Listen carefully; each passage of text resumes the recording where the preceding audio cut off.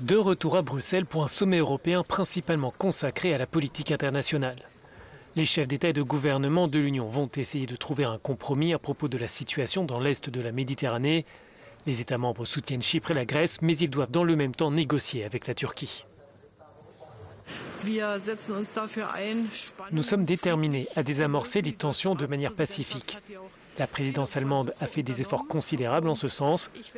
Je souligne que notre relation avec la Turquie est complexe et que l'Union a un grand intérêt à développer un partenariat constructif avec la Turquie, malgré les difficultés. Et nous réitérons notre soutien à la Grèce et à Chypre. Mais il nous faut trouver aussi les voies du réengagement d'un dialogue exigeant avec la Turquie. Pour moi, ces deux cas sont emblématiques de ce qu'est une politique de voisinage repensée, exigeante, mais aussi réaliste que l'Union européenne doit avoir avec elle-même. Nous voulons plus de prévisibilité, nous voulons plus de stabilité dans la région.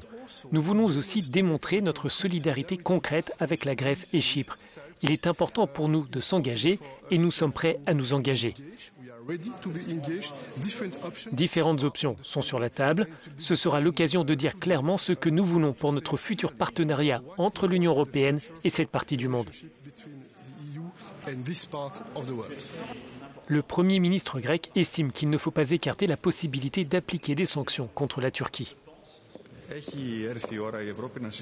Le temps est venu pour l'Europe de discuter avec courage et sincérité sur la nature du partenariat qu'elle souhaite avec la Turquie.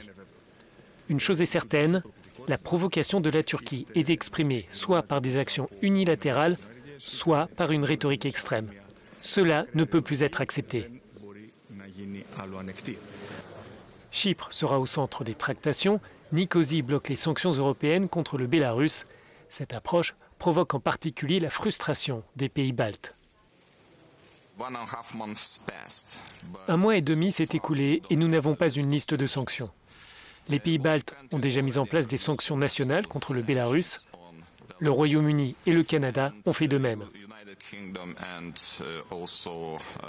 Il n'est pas possible d'observer une telle situation sans réagir.